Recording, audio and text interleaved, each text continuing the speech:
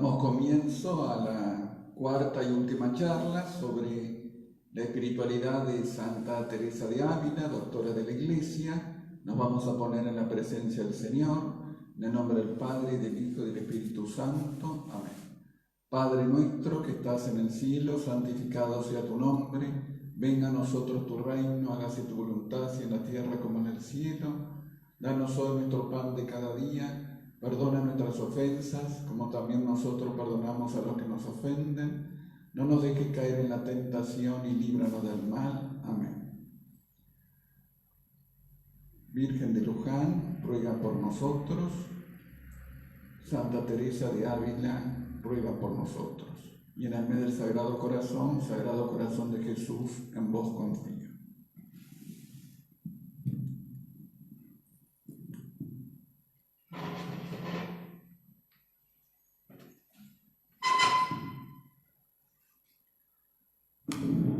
Hoy vamos a abordar en esta última charla, en esta última conferencia, la cristología, el buen Jesús, como dice Santa Teresa, el buen Jesús, como dice Santa Teresa en sus escritos, y después las sextas y séptimas moradas y algunas consideraciones sobre la mística teresiana.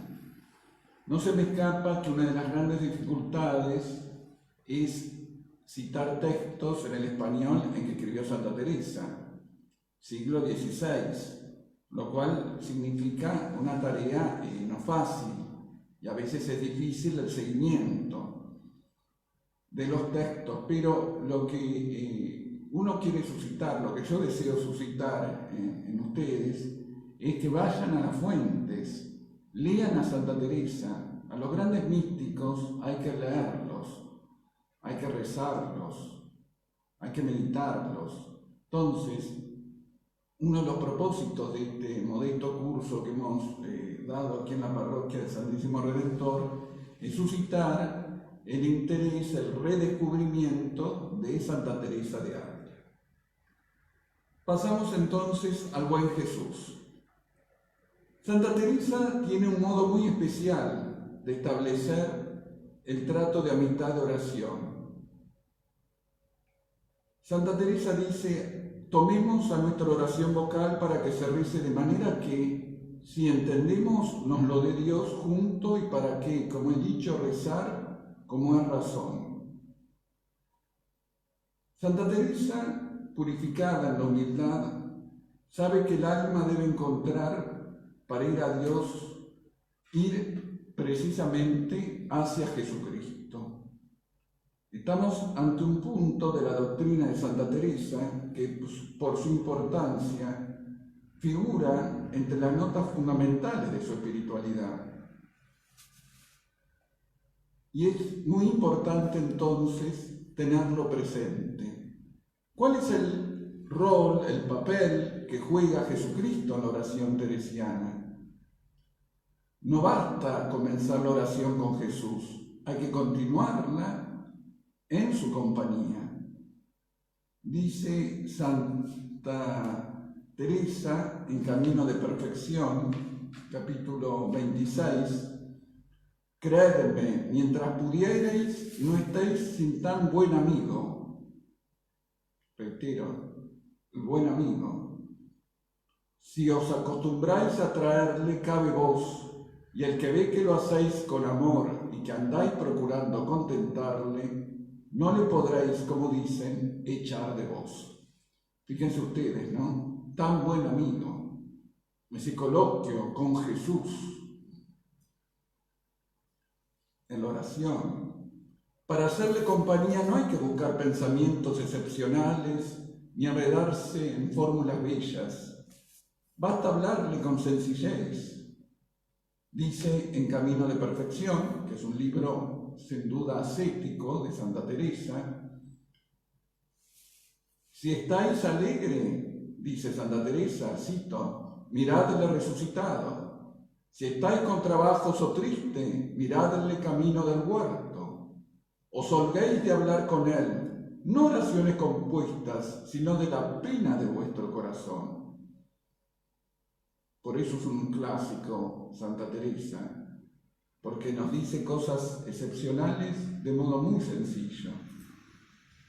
Arrebatada por su amor, la santa conversa familiarmente en presencia nuestra con Jesús e ilustra su doctrina de un modo delicioso y a su vez práctico. Cito, también en Camino de Perfección, 26:6. Tan necesitado estáis, Señor mío y bien mío, que queréis admitir una pobre compañía como la mía, y veo en vuestro semblante que os habéis consolado conmigo. Pues, ¿cómo, Señor, es posible que os dejan solo los ángeles y que aún no os consuela vuestro Padre? Si es así, Señor, que todo lo que queréis pasar por mí, ¿qué es esto que yo paso por vos? ¿De qué me quejo? Fíjense ustedes, ¿no? Cuánto realismo en la oración de Santa Teresa. Este método no solo es bueno para algunas almas o exclusivo en algunos estados de vida espiritual, es excelente para todos, asegura Santa Teresa. Este modo de traer a Cristo, dice en el libro de la vida, con nosotros aprovecha en todos los estados y es un medio segurísimo para ir aprovechando en el primero y llegar en breve al segundo grado de oración, y para los postreros andar seguros de los peligros que el demonio puede poner. Fíjense ustedes, ¿no? Cómo tiene en cuenta claramente las tentaciones del demonio que distraen en la oración. Y añade la santa en el libro de la vida, capítulo 13:13, es el modo de oración en que ha de comenzar y de mediar y acabar todo su muy excelente y seguro camino, hasta que el Señor los lleve a otras cosas sobrenaturales. Por lo tanto, no se limita Santa Teresa a aconsejar este modo de oración, lo declara obligatorio. Todos deben hacer oración con Cristo hasta que Dios eleve el alma a otras regiones. Esta afirmación en la pluma de la Santa Teresa, que es habitualmente tan comprensiva, tan tolerante de las diversas necesidades de las almas, siempre tan preocupada por respetar su libertad y la voluntad de Dios sobre ellas, adquiere una fuerza singular y casi nos maravilla. Ella misma entendió los reparos y objeciones. Ella misma, que era una mujer de lucha, dice: me han contradecido en ello y dicho que no lo entiendo. Pero la santa no se inquieta, sino que su preocupación por aclarar a las almas es un tema tan importante, le hace reconocer con cuidado dificultades y objeciones para responder a ellas con precisión. Ustedes recuerdan esa anécdota que ante tantas dificultades que Santa Teresa tiene, una vez mira el crucifijo y dice con su habitual gracejo, lo mira Jesús en la cruz y dice: si así tratas a vuestros amigos, comprendo por qué tienes tan pocos. Con esa habitual gracia de Santa Teresa de Ávila. En primer lugar, hay espíritus que no pueden representarse a nuestro Señor. ¿Cómo podrán entonces estar a su lado y hablarle? La santa encuentra la respuesta en su experiencia. Jamás pudo ella utilizar la imaginación para la oración, cosa que no le impidió practicar lo que enseña. Y su método era el siguiente. Tenía tan poca habilidad para con el entendimiento representar cosas que si no lo era lo que veía y no me aprovechaba nada de mi imaginación, como hacen otras personas, que pueden hacer representaciones a donde se recogen. Yo solo podía pensar en Cristo como hombre, mas es así que jamás le pude representar en mí, por más que leía su hermosura y veía imágenes, sino como quien está ciego o a oscuras, que aunque habla con una persona y ve que está con ella, porque sabe cierto que está allí, digo que entiende y cree que está allí, mas no la ve. Mas me pasaba así cuando pensaba en Cristo. Fíjense ustedes que este redescubrimiento de la oración a Cristo en su humanidad, en el Verbo, verdaderamente hombre, verdaderamente Dios, fue de capital importancia e influyó en la espiritualidad, no solo de la época, sino en los siglos posteriores. Por ejemplo, San Francisco de Sales, un gran santo del siglo siguiente, del siglo XVII, de Saboya, pero que tuvo gran influencia en Francia. Francia fue la gran potencia del siglo XVII, quedó impresionado de la espiritualidad de Santa Teresa, sobre todo en este aspecto, porque Santa Teresa influyó mucho, y sobre todo en la espiritualidad francesa. Fue leída en las traducciones respectivas en París. San Francisco de Sales, que estudió en París también, con los jesuitas, abrevó la fuente de Santa Teresa. Imagínense que este gran santo, también doctor de la Iglesia, que influyó mucho, la Orden de la Visitación fue fundada por Santa Juana Francisca de Chantal, que era dirigida espiritual de él. La devoción a la humanidad de Cristo. Bueno, con esto quiero señalar por qué es también doctora de la Iglesia. Porque acentuó esto que parece hoy tan obvio, pero que es fundamental en la espiritualidad: la humanidad de Jesús nuestro Señor. Otros tienen tal espíritu que no se puede sujetar y no podría producir largos razonamientos para conversar con el Maestro. Dice Santa Teresa: no os pido ahora que penséis en él, ni saquéis muchos conceptos. No os pido nada más que lo miréis. Esto es fundamental, puesto ¿quién os quita volver los ojos del alma, aunque sea de presto y si no podéis, a este Señor? Es la mirada de la fe. La fe es de las cosas que no se ven, de non visis, y la fe siempre es posible. Todos nosotros tenemos la fe regalada en el bautismo, pero requiere de parte nuestra actos de fe. Oh hermanas, dice en Camino de Perfección, las que no podéis tener mucho discurso del entendimiento, ni podéis tener el pensamiento sin divertiros, acostumbraos. Mirad que yo sé que podéis hacer esto, porque pasé muchos años por este trabajo de no poder sosegar el pensamiento en una cosa. En suma, importa poco el modo de ponerse en comunicación con nuestro Señor, sea representación imaginaria, discurso del entendimiento. Lo importante es esa simple mirada de inteligencia o de fe, de mirar a Jesús, de tener coloquios con Él. Hay que conversar con Él. Dice con su habitual gracesco en el libro en el Camino de Perfección: ¿cómo habláis con otras personas? ¿Por qué os han más de faltar palabras para hablar con Dios? No lo creáis, al menos yo no os creeré si lo usáis. Fíjense ustedes que ella, que fundó tantos Carmelos reformados, tuvo que enseñarle también a las carmelitas y en las fundaciones el modo de oración, ella que era maestra espiritual.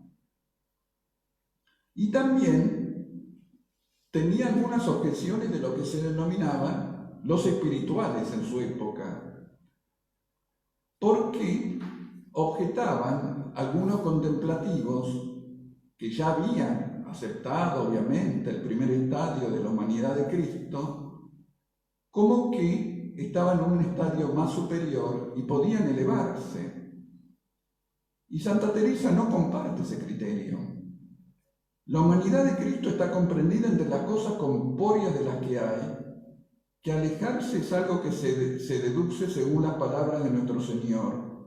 Os conviene que yo me vaya, pero después de la ascensión, es cierto que descubrieron la divinidad de Jesús, que la estaba entonces velada por su humanidad.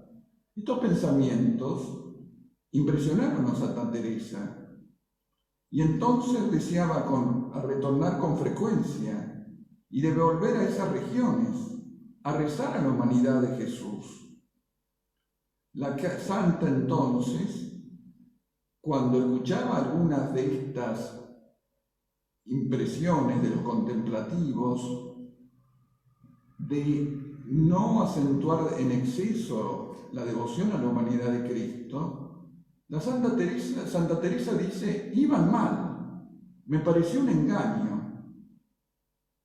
¿Cómo no gustar pensar en nuestro Señor Jesucristo? ¿Cómo no estar aguardando aquel regalo? Me parece una gran traición. ¿Cómo podéis impedir mayor bien? Fíjense ustedes, ¿no? Santa Teresa, qué valentía tiene, impugna esta postura errada de algunos contemplativos de la época. Obviamente, en las cuestiones del espíritu hay muchas escuelas de espiritualidad, pero ella impugna esas posturas. Quisiera ella no tener que contradecir a tan graves autores, pero la verdad tiene su derecho, sobre todo cuando pone en juego el bien de las almas. Por eso discutirá con vehemencia las peligrosas afirmaciones de estos maestros y argumentará su doctrina, a saber que en todas las etapas de la vida espiritual es necesario volver a la humanidad de nuestro Señor y jamás alejarse de ella en tanto que la gracia no nos arrastre a otra parte. En efecto, dice ella, en la sexta morada, el mismo Señor dice que es camino, también dice que el Señor que es luz, que no puede ninguno ir al Padre sino por Él, y quien me ve a mí, ve a mi Padre, de la famosa cita de Juan 14:6. Estas palabras de nuestro Señor son claras y terminantes. No hay estado en el que no mantenga su valor. Y en cuanto a la expresión, os conviene que yo me vaya, escribe la santa, solo puedo sufrir esto, a osada que no lo dijo a su madre sacratísima porque estaba firme en la fe, sabía que era Dios y hombre, y aunque le amaba más que a ellos, era tanta perfección que antes le ayudaba.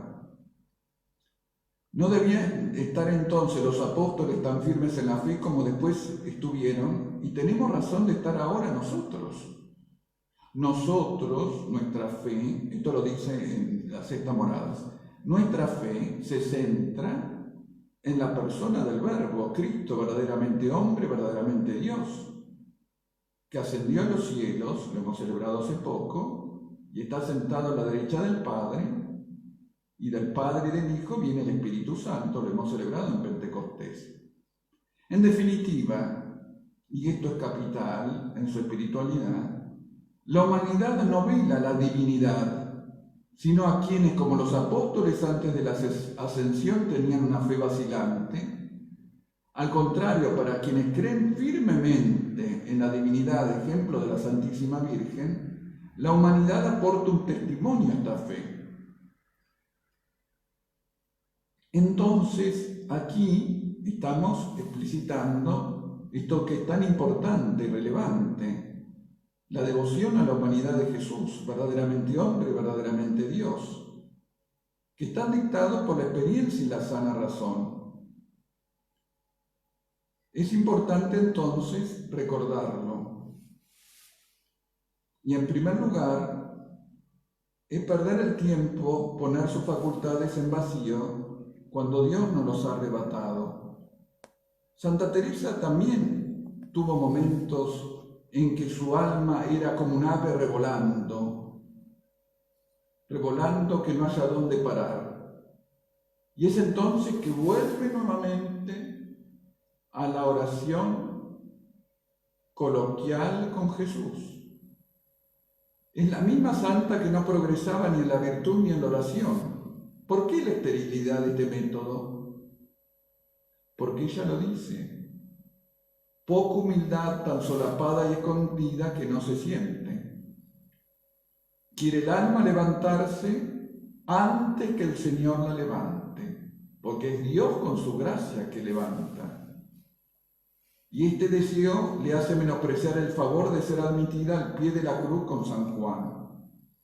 Fíjense ustedes qué finura espiritual de Santa Teresa, cómo se da cuenta de ese orgullo sutil de querer despreciar la devoción a la humanidad de Jesús.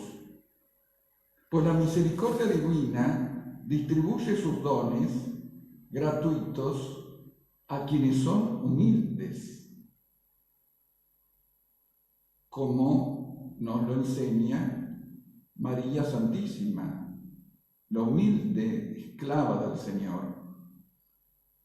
En todo orgullo, como bien sabemos, hay también necedad. Y esto no escapa a la ley general. El Verbo se encarnó para salvarnos, pero también para ponerse a nuestro alcance, adaptar sus enseñanzas a la dualidad de nuestra naturaleza de cuerpo y espíritu. Jesús vivió entre nosotros y con nosotros se ha quedado. Ahora bien, esta alma no quiere buscar a Dios sino en las regiones espirituales y por medios espirituales. Y el buen sentido realista de Santa Teresa protesta con energía. Nosotros, dice Santa Teresa en el libro de la vida, no somos ángeles, sino tenemos cuerpo. Queremos hacer ángeles estando en la tierra, y tan en la tierra como yo estaba, es desatino, sino que a menester tener arrimo el pensamiento para lo ordinario, ya que algunas veces el alma salga de sí o ande muchas tan llena de Dios, que no haya menester cosa criada para recogerla. Esto no es tan ordinario que en negocios y persecuciones y trabajos, cuando no se puede tener tanta quietud y en tiempo de sequedades, es muy buen amigo Cristo. Fíjense ustedes, lo está diciendo una de las cumbres de la mística católica, quien tuvo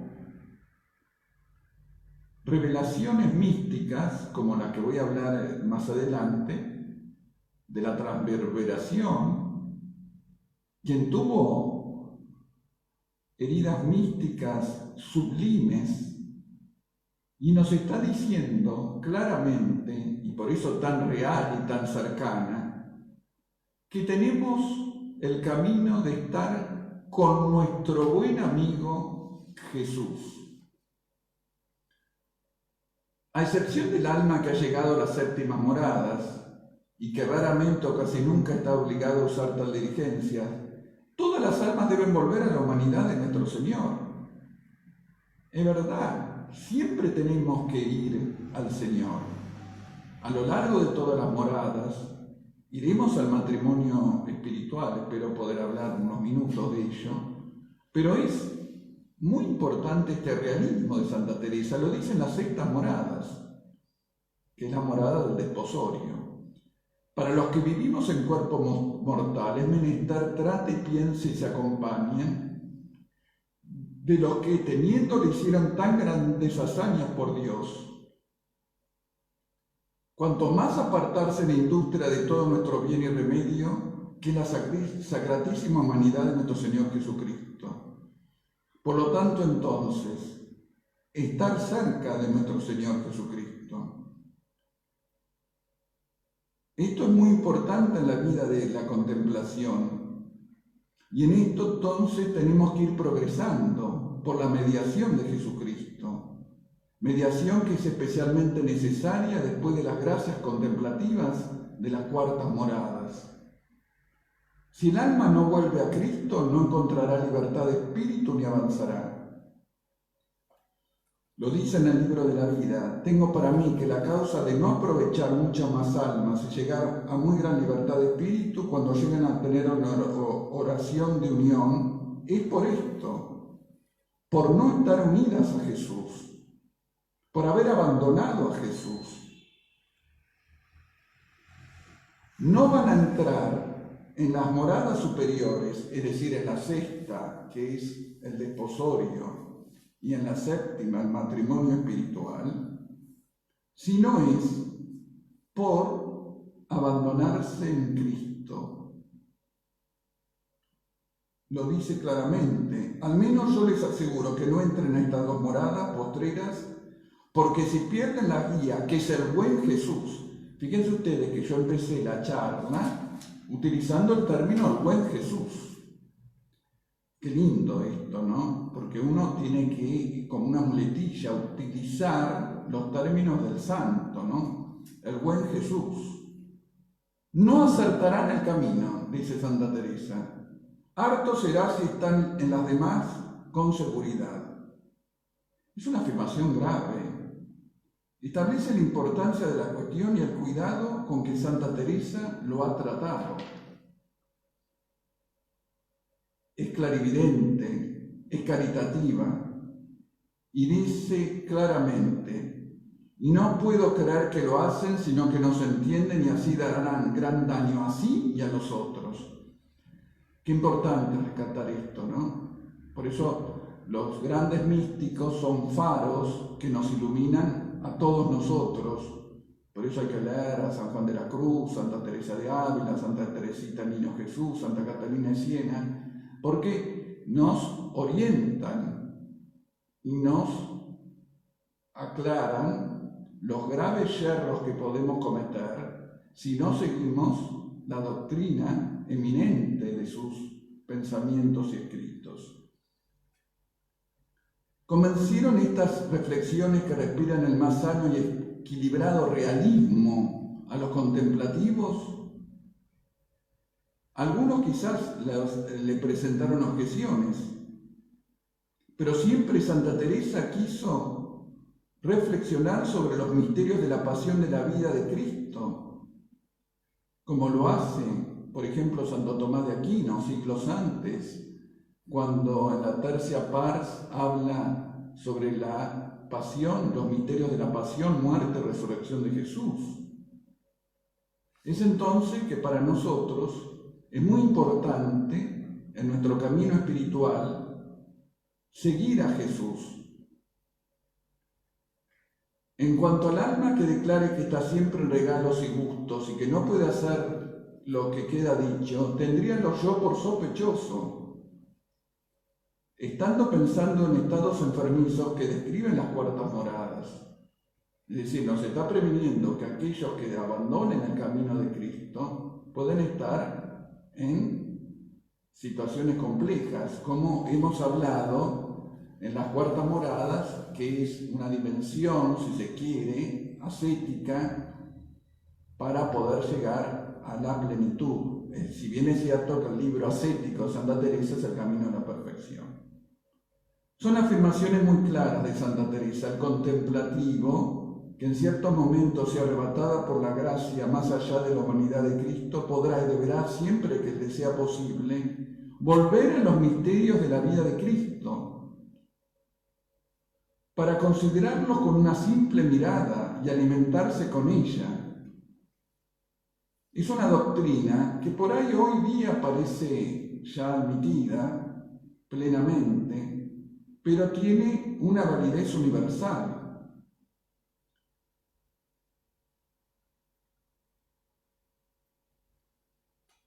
Es muy importante tener en cuenta también lo de San Juan de la Cruz. San Juan de la Cruz, en la subida al Monte Carmelo, lo declara en forma rotunda: siempre hay que seguir también al Señor. Largas horas ante el sagrario, ante la imagen de Jesús en la cruz.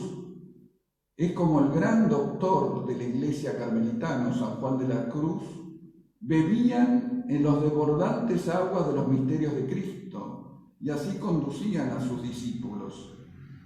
Por eso, la doctrina de los dos reformadores del Carmelo encuentran una preciosa ilustración en Santa Teresa del Niño Jesús, también declarada doctora de la Iglesia en 1997 por San Juan Pablo II. Fatigada por sabias exposiciones y vanas tentativas, la Santita de Lisieux buscaba un caminito sencillo para llegar a la perfección, un medio rápido para subir a la montaña del amor. Sueña con un ascensor, como en las casas de la gente poderosa de su época. Se le da la respuesta, está en sus escritos, en su manuscrito. El ascensor, dice Santa Teresita, cito, el ascensor son tus brazos, oh Jesús. Y se instala ahí por la confianza y el abandono. Confianza y abandono en las manos de Jesús. Santa Teresita agregó en San Juan de la Cruz y Santa Teresa, a quien leyó muchísimo. como no podía ser, por otra parte, de una carmelita. Hace tiempo, en efecto, que venía considerando a Jesús niño en la gruta de Belén. Luego se fija en la Santa Faz. Fíjense ustedes, Santa Teresita, el niño Jesús, y de la Santa Faz. A veces muchos se olvidan, obviamente, para abreviar, Santa Teresita del niño Jesús y de la Santa Faz, cuyo misterio doloroso le ha sido revelado. Desde entonces marcha la luz que desciende de esta faz, con mayúscula, velada. La Santa Faz es el astro que ilumina sus pasos, su única devoción. Me van a decir entonces que no hay devoción en la humanidad de Jesús, descubierta o redescubierta, acentuada siglos antes por la ilustre Santa Teresa de Ávila. Y siguiendo con Santa Teresita, este ascensor la conduce rápidamente a la cumbre de la montaña del amor, como lo había deseado y esperado. El éxito maravilloso de Santa Teresita del Niño Jesús, que sin duda alguna es la santa por antonomasia del siglo XX, esto no lo digo yo, lo han dicho los estudiosos, los especialistas en el tema. Recuerden ustedes que para Pío XI era el Papa Pío XI, que la canonizó en 1925, fue el astro de su pontificado. Aporta para la doctrina espiritual una preciosa confirmación. Solo la verdad dogmática que él se apoya puede demostrar toda su importancia e ilustrarla. Hemos hablado del buen Jesús. Yo quiero pasar ahora, ya en los minutos que restan, a las moradas sextas y séptimas. Es imposible recoger aquí, si quieren resumen, estoy en las moradas sextas, la maravillosa doctrina que expone Santa Teresa en los 11 largos capítulos de las sextas moradas de su genial castillo interior. Baste decir que en ellas describe de manera inimitable la llamada unión estática, estática con X, de éxtasis. El éxtasis, ex en griego, es salir de. La vida cristiana es un continuo éxtasis hacia Dios, en la que el alma, herida profundamente del divino amor, llega hasta perder el uso de los sentidos, al experimentar un deleite intensísimo que supera sus fuerzas corporales. El éxtasis, ese salir de sí, una especie en la que tiene de fenómeno, en lo que tiene el fenómeno exterior, no es sino una suerte de desmayo, una especie de desfallecimiento de los sentidos corporales, incapaces de resistir el peso inmenso de la gloria que experimenta el alma, maniada en deleites intensísimos de todos celestiales y divinos. Quisiera hablar ahora brevemente para tratar de ejemplificar lo que fue la transverberación de Santa Teresa de Ávila, que es muy importante tenerlo en cuenta. Primeramente les muestro aquí la famosa joya de Bernini, el famoso éxtasis de Santa Teresa.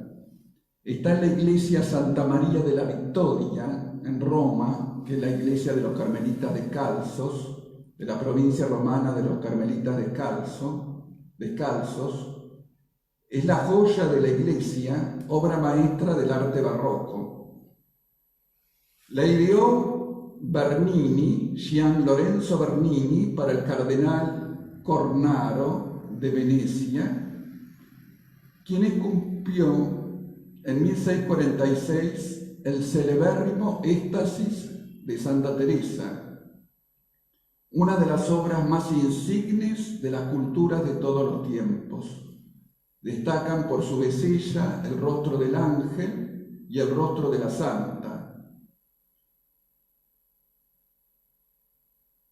Fíjense ustedes y esto sería magnífico, como el arte sagrado nos acerca a Dios, la imagen de la santa, la cara de Santa Teresa, como ahora voy a hablar al respecto, pero si ustedes pueden luego buscar en los distintos medios digitales, en sus libros, esta obra de arte magnífica.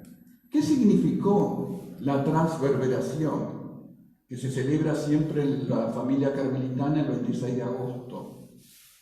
La transverberación no es el lenguaje que Teresa utiliza para explicar esta gracia. La transverberación es una de las gracias místicas que Dios otorgó a Teresa, es don en su vida, y cuando hablamos de don, hablamos de gracia. Significa entonces que es el amor que lanza una vida nueva por el amor encendido en el interior. La transverberación es similar a la gracia que San Francisco vivió con las llagas. La transverberación o traspaso la enumera entre las heridas místicas, heridas entre comillas. El término transverberación quedó consagrado por la liturgia de la Santa, por la iconografía, en esta obra de una de las más bellas de toda la humanidad, y pasó a las biografías de la Santa. Para acercarnos a comprender este don dado en Teresa de Jesús, de la transverberación, es necesario leer sus escritos y al leerlos tener la experiencia de lo que ella vivió en su interioridad. Y cito el texto, está en el libro de la vida, capítulo 29, 13. Quiso el Señor que viese que aquí algunas veces esta visión veía un ángel, cabe mí hacia el lado izquierdo en forma corporal. No era grande, sino pequeño, hermoso, mucho, el rostro tan encendido, que parecía de los ángeles muy subidos, que parecen todos se abrazan. Venían en las manos un dardo, que ustedes si lo ven después es un dardo de oro largo, y al fin de hierro me parecía tener un poco de fuego.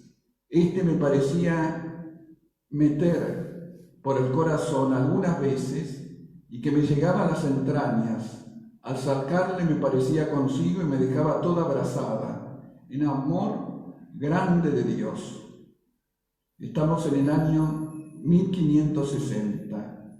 Santa Teresa, entonces, vive esta herida mística. Es importante tener en cuenta que es en la oración donde aprenderá desde el buen Jesús, que es el espejo de la humildad, a verse y descubrirse en él. Y aparece en la vida de Teresa la humanidad de Cristo, donde se presenta como buen maestro, y ella como discípula a los pies del maestro. En la transverberación recordamos el célebre poema místico de San Juan de la Cruz: oh llama del amor viva que tiernamente hieres de mi alma en el más profundo centro, pues ya no eres esquiva, acaba ya si quieres, rompe la tela de este dulce encuentro. Fíjense ustedes, oh llama del amor viva, lo que vivió Santa Teresa. Y se acuerdan ustedes que la fe siempre se representa como un velo, rompe la tela de este encuentro. ¿Pero qué significa la transverberación? ¿Que solamente es para algunos seres excepcionales? No, nos está indicando a todos nosotros que estamos llamados a vivir la caridad, a la santidad, en el ejercicio del amor que transforma el alma sin preciosismos, viviendo en el seguimiento de Jesús. Es el Espíritu Santo que hemos vivido, que nos mueve a crecer en la caridad. Se podría hablar mucho de la transverberación. Les aconsejo vivamente que al menos recurran a esta obra de Bernini y sobre todo a los escritos de Santa Teresa. Pues bien, la Santa describe en estas sextas moradas las diversas luces y comunicaciones divinas que el alma recibe. Habla del místico desposorio espiritual, de los grandes favores y terribles pruebas que le preceden y siguen, entre las que figura la larga y espantosa noche del espíritu, con las que va quedando el alma del todo renovada y transformada, como última disposición, para entrar en la séptima y última morada, en la que quedará toda deificada y hecha una sola cosa con Dios por el amor. Entre los favores que el alma recibe en estas sextas moradas figuran los misteriosos toques divinos sustanciales, imposibles de imaginar para quienes no lo hayan experimentado, las heridas de amor, los grandes impulsos o ímpetus que ponen el alma fuera de sí, los raptos y los vuelos del espíritu, junto con las visiones y locuciones con que es ilustrada y consolada. Entre los trabajos que padece figuran las persecuciones de los buenos,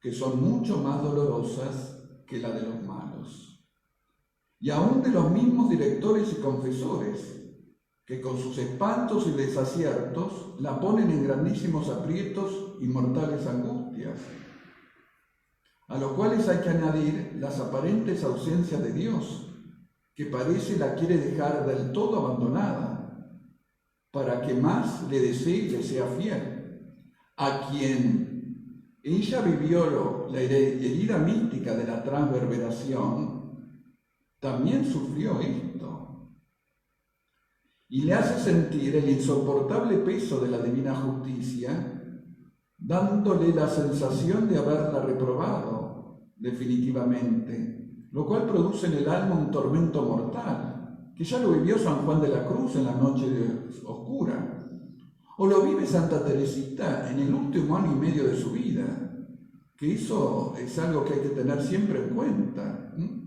Ella lo dice y en sus escritos está también. Pero siempre en los santos la fe inquebrantable en Jesús, porque no disminuye un ápice, a pesar de que están en la noche oscura, una fe viva y un ardiente amor a Dios. Santa Teresa dice aquí en las sextas moradas, tengo tanto para leerle que realmente voy a leer solo 3 renglones. Siento ser herida sabrosísimamente, mas no atina cómo ni quién la hirió, más bien conoce ser cosa preciosa y jamás querría ser sana de aquella herida. Les aconsejo entonces que lean las sextas moradas, del cual tanto hay que decir. Es necesario leer directamente en el original teresiano estos capítulos admirables en los que la gran Santa de Ávila describe las maravillas que Dios obra en las almas llegadas a las sextas moradas. Y con ser tales estos divinos tesoros están abiertos a todas las almas generosas, que se designan a no negarle nada, a Dios. Todos podríamos llegar a estas alturas si nos dispusiéramos convenientemente. Lo dice Santa Teresa. Cito, capítulo 4, 9 de la sexta morada, de las sextas moradas. Es un párrafo largo, cito. Oh, hermanas mías, que no es nada lo que dejamos, ni es nada cuanto hacemos, ni cuanto pudiéramos hacer por Dios, que así se quiere comunicar a un gusano. Y si tenemos esperanza de aún estar en esta vida, gozar de este bien, ¿qué hacernos? ¿En qué nos detenemos? ¿Qué bastante para que un momento y dejemos de buscar a este Señor como lo hacía la esposa por barrios y plazas? Se refiere al Cantar de los Cantares. Yo acá quiero hacer una breve digresión. El Cantar de los Cantares es un libro preciosísimo del Antiguo Testamento que habla del amado y del amante, ¿no? Del desposorio con el Señor. Y tiene tanto relieve a nivel de los místicos que, por ejemplo, San Bernardo que también es doctor de la Iglesia, un autor exquisito, bueno, estamos hablando del siglo XI, ¿no? Escribió el comentario al Cantar de los Cantares, que precioso. Santa Teresa lo comenzó, pero no lo pudo terminar. Es más, temió, porque en esa época no se podía, bueno, había una serie de dificultades, y gracias a un confesor, porque ella arrojó sus comentarios al Cantar de los Cantares, y por suerte se guardaron copias, son muy interesantes, son muy pocos capítulos, lamentamos que no los haya podido seguir. Y también, bueno, ni qué decir los comentarios también del comentario al Cantar de los Cantares, de San Juan de la Cruz, etc. O que es burlería todo lo del mundo si no nos llega y ayuda a esto, aunque duraran para siempre sus deleites y riquezas y gozos, cuanto se pudieran imaginar, que es todo asco y basura comparado a estos tesoros que se han de gozar sin fin. Fíjense ustedes, ¿no? Como cuando la persona entra en oración e ingresa en su alma, todos los tesoros enormes que encuentra. Perdonadme, hermanas, si creed que llegada estas grandezas de Dios, digo hablar en ellas, no puedo dejar de lastimarme mucho ver lo que perdemos por nuestra culpa, porque aunque es verdad que son cosas que las da el Señor a quien quiere, si quisiéramos a su majestad como Él nos quiere, a todas las daría. No está deseando otra cosa sino a tener a quien dar, que no de por eso se disminuyen sus riquezas. Fíjense ustedes, ¿no? Siempre el Señor nos busca y nos quiere dar ello. El tema es que nosotros no lo dejamos entrar. Ponemos obstáculos, expresa o tácitamente. Santa Teresa, pasamos ya a las moradas séptimas, ya conclusivas de este ciclo. Santa Teresa comienza la exposición de las séptimas moradas con las siguientes palabras, capítulo 1, número 1. Os parecerá, hermanas, que está dicho tanto en este camino espiritual que no es posible quedar nada por decir. Harto desatino sería pensar esto, pues la grandeza de Dios no tiene término, tampoco le tendrán sus obras. En efecto, como explica la misma santa, hay grandísima diferencia de todas las pasadas a las de esta morada, es decir, las 6 pasadas a la de esta, y tan grande del desposorio espiritual que ahora pasa al matrimonio espiritual, como la que hay entre dos desposados, a los que ya no se pueden apartar. Al explicar más concretamente la diferencia entre el desposorio espiritual realizado en las 6 moradas y el matrimonio espiritual o unión transformativa que se verifica en esta 7ª morada, escribe la doctora mística. Y ahora sí, va a ser un largo texto, pero tengo que leerlo porque es oro en polvo. Es un secreto tan grande y una merced tan subida lo que comunica a Dios allí al alma en un instante y el grandísimo deleite que siente el alma, que no sea que compararlo, sino a que quiere el Señor manifestarle por aquel momento la gloria que hay en el cielo por más subida manera que por ninguna visión ni gusto espiritual. No se puede decir más de que, a cuanto se puede entender que del alma, digo el espíritu de esta alma, hecho una cosa con Dios, que como es también espíritu, ha querido. Su majestad muestra el amor que nos tiene en dar a entender a algunas personas hasta dónde llega, para que alabemos su grandeza, porque de tal manera ha querido juntarse con la criatura, que así como lo que ya no se puede apartar, no se puede apartar de ella. El desposorio espiritual es diferente, porque muchas veces se apartan, y la unión también lo es, porque aunque unión es juntarse dos cosas en una, se pueden apartar. En esta otra merced del Señor, el alma está con Dios en el centro, y esta unión son como 2 velas de cera que se juntan tan en extremo, que toda la luz fuera una o que el pabilo y la luz, y la cera es todo uno. Fíjense ustedes la bellísima imagen que usa para el matrimonio espiritual. mas después bien se puede apartar la una vela de la otra y quedan en dos velas o el pabilo de la cera. Acá es como si cayendo el agua del cielo en un río fuente, a donde queda hecha toda agua, que no podrán ya dividir ni apartar cuál es el agua del río o la que cayó del cielo. O como si en un arroyico pequeño entrara en la mar, no habrá remedio de apartarse. O como si en una pieza estuviesen dos ventanas por donde entrase gran luz, aunque entra dividida, se hace toda una luz. Quizás esto es lo que dice San Pablo: el que se arrima y llega a Dios se hace un espíritu con él. 1 Corintios 6:17. Tocando este soberano matrimonio que presume haberse llegado. Su majestad al alma por la unión. Y también lo dice Pablo: para mí la vida es Cristo y la muerte una ganancia. Filipenses 1:21. Así me parece puede decir que el alma, porque es a donde la mariposilla que hemos dicho muere, y con grandísimo gozo, porque su vida es ya Cristo. Fíjense ustedes, del gusano a la maravilla, a la mariposilla, y ya su vida en Cristo. ¿Cómo quedan comunicadas el alma? Por la inhabitación trinitaria. Se comunican las tres personas que viven en él. La inhabitación de la Santísima Trinidad en el alma del justo. Esta sublime transformación en Dios,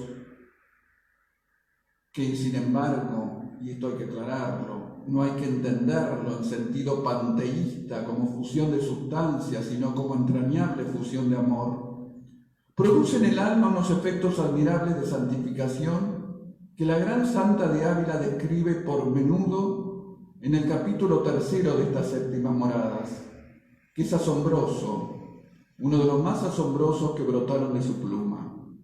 Hay que leerlo íntegramente en su texto original, pero podríamos ir hilvanando algunos aspectos. Primero, del matrimonio espiritual: muerte total del propio egoísmo o amor desordenado de sí mismo, para preocuparse únicamente de la honra y gloria de Dios. Reitero, muerte total del propio egoísmo o amor desordenado de sí mismo, para preocuparse únicamente de la honra y gloria de Dios. Otro de los rasgos propios del matrimonio espiritual: un gran deseo de padecer, pero sosegado y tranquilo, enteramente subordinado a la voluntad de Dios.